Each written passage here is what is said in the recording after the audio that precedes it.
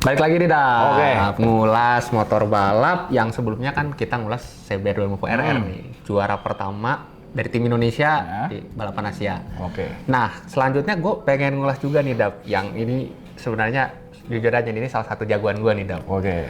yaitu manual tech Dap, Manual Tech. Kawasaki Ninja 250 yang bisa ngalahin CBR 250RR. Ya, akhirnya bisa mengalahkan dominasi Honda yang banyak banget, padahal dia sendirian ini dia. Iya. Dia bisa ngalahin sendirian akhirnya.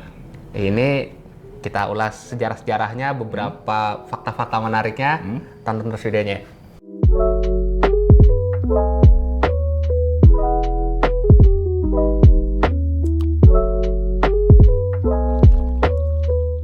Dap, yang pertama gue pengen tahu nih Dap, sejarahnya Ninja 250 di balapan ARRC ini yang lu inget gimana Dap?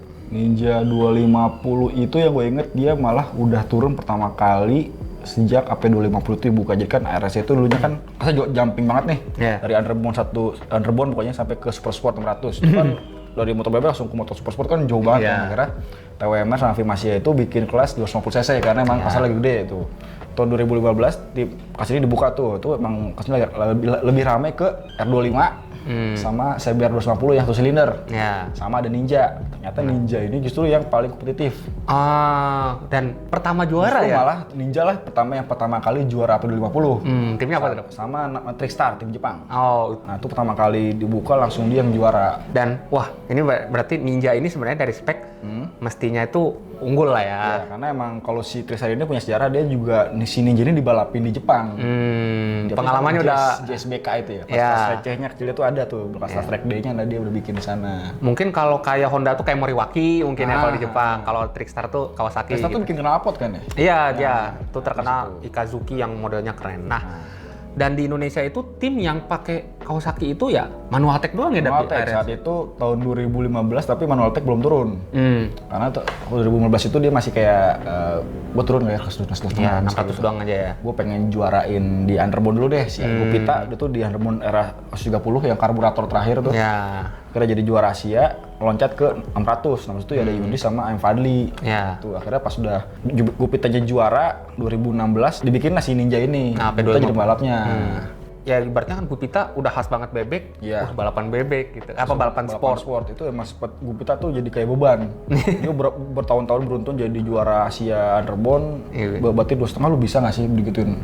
Akhirnya kan ternyata emang Gupita tidak cocok dengan Ninja. Ya. Tapi saat dia pindah ke Yamaha di Kejurnas tadi sering menang. Sebenarnya tuh dia bisa balapan sport, cuma kayak Ninja emang kayak belum tune aja sama Ya. sama Gupita. Nah, ngomongin soal Ninja Dap, sebenarnya pas udah mulai muncul motor-motor kayak CBR 250RR atau sama R25 dulu deh ya. Sebenarnya secara spek Ninja 250 FI yang generasi FI pertama ya berarti Sebenarnya ya. Itu ya agak kalah ya sebenarnya. Sebenarnya sih kalau dibilang kalah ya mungkin dia harus nyontek punyanya si Trickstar. Cuma kenapa dia bisa kenceng gitu? Iya. Motor itu bisa kenceng karena emang pembalapnya jago apa karena emang dia udah riset duluan aja kan kita nggak tahu tuh. Karena kan Trickstar sama Nualtec tuh beda haluan nih, nggak sama-sama KMI, nggak sama-sama Kawasaki. Mungkin beda kalau misalnya di Super Sport 600, kalau si Yudis tuh bisa nyontek punyanya Azlan, punyanya Thailand gitu kan. Nah, 2,5 ini nggak punya data lagi nih. Punya udah berjuang sendiri aja, akhirnya pada pelan-pelan gitu. Itu yang mungkin ya mulai dari nol kan, risetnya dulu bebek doang atau 600 gitu ya, dan balapan bebek. Untungnya di tahun 2017 itu pas muncul Kawasaki Ninja 250 yang model baru. Yes. Wah. 2017 itu langsung launching. Pertama kali gue ngeliat langsung Ninja 250 itu di Thailand. Langsung ada Jonathan Rea juga bikin iklan di situ. Iya. Terus Jonathan Rea bilang ini motor kompetitif. Kalau Fadli yang make cocok kayaknya. Dia sendiri ngomong tuh Jonathan Rea, unik banget tuh. Akhirnya pas udah turun dari Desember tuh gue di Thailand. Januari dia ke Sentul, yang launching di Sentul itu. Ya. Ngomong Fadli ini memang dia bisa juara tahun 2018 berarti kejadian kan, akhirnya dia mulai sering 3 besar. Iya. Mulai ngelawan AHRT nih. Ya, padahal kalau ya ini kan gua dulu pas masih di otomotif TV nih Dap, yang ngetes motor kan, kalau ada komparasi R25, CB250RR, Ninja 250 itu pasti netizen tuh bilang Ninja mah apaan ini, armnya masih kecil, sok depan stangnya tinggi, teleskopik. Tapi ternyata di balap gacor. Diubah banget. Iya. Jadi karakter sport touringnya Ninja Jet 250 ini diubah jadi stangnya lebih underyok banget, nunduk banget. Dan lucu tuh subframe-nya, kalau yang standar kan lurus gitu tuh. Iya. Ini nungging banget berarti. Iya, kalau dari samping ya kelihatan. Jadi itu emang taktiknya si Kawasaki supaya tidak di slipstream. Oh. Jadi kan kalau lurus kan aerodinamika lurus tuh. Ya. Yang belakang kena angin lebih enteng kan. Iya. Di lebih tinggi supaya airnya tuh ke atas. Malah makin rusak ya yang Rusak belakang. angin. Jadi kalau di F1 tuh namanya kayak apa? Dirt air. Jadi ditempel tuh malah nggak bisa masuk. Ya, yang nanti katanya 2022 bakal berubah ya aero Iya. F1. Nah, kalau ini F1 ke Autorace aja deh. Ya, mirip-mirip kayak F1 lah, dinamika kan. Dan emang dari segi modifikasinya kayak ini bener-bener ngincar ini banget ya. Jadi juara. Ngincar juara banget ya, F-scoop-nya gede banget, bentuk Gede. fairingnya lebar gitu ya. Nah, lanjut lagi Dap, sebenarnya pas kita ngeliat perjuangannya AM Fadin nih, di AP250, ini gua doang ya, kok kayak single fighter gitu ya Dap ya? Single fighter banget, kan 250 itu waktu 2018 itu kayak orang masih bisa nggak sih kayak gitu masih. Akhirnya Fadli mulai 5, mulai 3 tuh saat dia podium pertama kali tuh emang sempet heboh banget. Akhirnya Ninja bisa ngacak-ngacak HRT gitu, ngacak-ngacak AP Honda Thailand sama Australia Racing Team kan. Terus podium juga. Tahun depan tuh emang setelah dia jadi 3 besar klasemen akhir, diwawancara sama TWMR, tahun depan mau ngapain? Saya juga mau juara Asia, kejadian 2019 akhirnya Fadli juara Asia. Itu dan emang udah kelihatan ya, karena emang AM Fadli pas di bebeknya aja udah barbar banget pokoknya. Dia kan dari bebek loncat ke super sport kan. Nah, Fadli sengaja, Fadli tuh emang pengen Padipno ya, Padipno Bodoh kreatifnya Manual Tech, pengen Fadli ini bagus ya, pengen bikin dia supaya dia kelak langsung masuk sport banget karakternya. Akhirnya emang di Ninja ini dibuktiin kalau emang dia bagus banget. Nah, kalau ngomongin soal AM Fadli itu emang pas 2019 itu yang duelnya sama AHRT kayak Ijo sendirian itu ngelawan pasukan merah-merah. Honda Racing Thailand ada 2, kalau ketemu Astro Racing Team ada 3. Sendirian banget itu dia. Dulu sama pembalap Jepang itu ya, Manual Tech.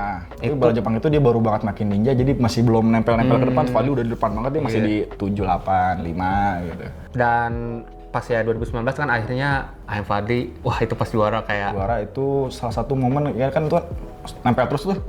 Si ada Irfan, Fadli sama Reza Danika tuh poinnya tuh bukan Reza, si Awin. Ya, misalnya. Susulan terus tuh, poinnya di atas tuh, men. Sampai kan saya terakhir di Thailand itu, cuma beda berapa poin doang lah akhirnya. Akhirnya si balapan terakhir itu ada insiden ya, Raffi Topan masuk dari dalam, ditabrak Irfan Ardiansah. Fadli kena juga tapi dia keluar finish. Juara sih. Wah, itu. Waduh. Itu epic sih Dam, karena jujur gua ngelihat AM Fadli ini kayak wah ini tuh pembalap hebat banget gitu, tapi yang lawannya tuh berat banget. Drama punya Fadli itu kesel berantem sama Topan pernah di gara-gara di lurus belum saat ngerem, pun ngerem. Jadi kayak, wih, langsung, apa? Bugis boy, Sulawesinya keluar ya, langsung marah-marah gitu. Akhirnya terkenang, akhirnya ya udah. Sampai sekarang Fadli belum bisa dikalahkan. Ya, balapannya belum mulai. Balapannya nggak ada. Raja terakhir dia. Belum ada dia. 2019 sampai sekarang dia belum terkalahkan, belum ada dengan piala masih di rumah dia. Iya, tapi 2020 pun awal-awal pun AM Fadli juga gacor. Fadli juara. Sepang tuh dari balapan pertama itu juara kelas 1. Sebelum diganti sama pembalap Malaysia tuh. Karena itu ada yang Honda cuma Malaysia doang kan. Ya, semangat impian. Semangat impian. Nah, Dam, ngomongin soal kelanjutannya kan sebenarnya 2019 itu pas juara nih menang. Ternyata PT KMI itu nggak nge-sponsorin lagi. Ternyata KMI katanya sedang punya masalah finansial, akhirnya tidak fokus di sport dulu. Yang bangin 775 itu kan, yang cover racernya, W-nya lah, yang TR-nya kan. Akhirnya KMI cabut, didukung sama Jepang Kawasaki, tapi untuk masalah motor nggak masalah, cuma sponsor utamanya diganti sama Motul tahun 2020. Jadi dari Manual Tech kayak Kawasaki Racing jadi Motul Manual Tech Kawasaki Racing. Ya sebenarnya sih teman-teman juga kan pasti nunggu kan, wah 2020 gimana nih AM Fadli? Ya balapannya nggak ada, 2021 Fadlinya nggak kenapa-napa, bagus-bagus aja, kencang aja. Balapan bebek juga akhirnya. Karena balapan sama Ditz Racing, Palangkaraya. Iya. Nah tapi kan pas gua kemarin ngeliat nih, Reza Danika udah mulai latihan super sport lagi kan.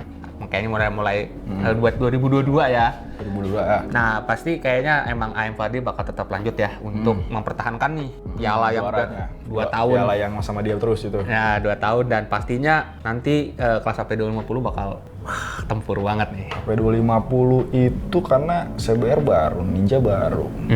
R25 baru yang pakai sama Yamaha Race Indonesia. Ya. Baru cuma body doang sih kalau ya. Lebih seru sih karena banyak pembalap-pembalap baru ya, kayak kemarin ngelihat Wahyu Nugroho dari Yamaha juga lagi bagus. Fadli masih kenceng-kencengnya. AP250 di AHRT tuh lagi ada pembalap baru sebetulnya masih belum diumumin dibanding sama yang 2020. Ya. Pasti bakal seru banget dan kita ulas lagi nanti apa aja di motor-motor. Lu bahas X25. Nah, di video selanjutnya dah. Oh iya benar. Oke. Tonton terus videonya nanti ya. Oke.